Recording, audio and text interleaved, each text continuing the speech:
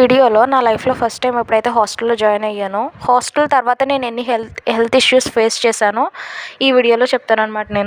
నేను బీటెక్ హాస్టల్లో join అయ్యానన్నమాట. So first year అంతా బాగానే ఉంది. సెకండ్ ఇయర్ వచ్చేసరికి పీసీఓడి అండ్ థైరాయిడ్ ఇష్యూస్ అనేవి బయటపడ్డాయి నాకు.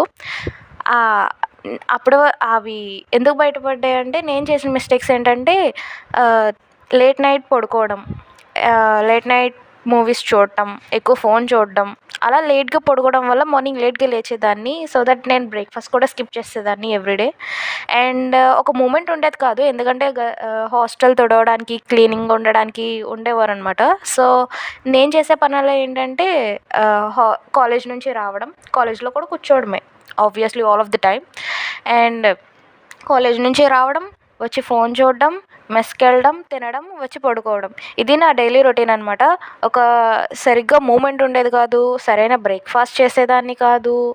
సో వీటి వల్ల సరిగ్గా పడుకునేదాన్ని కాదు.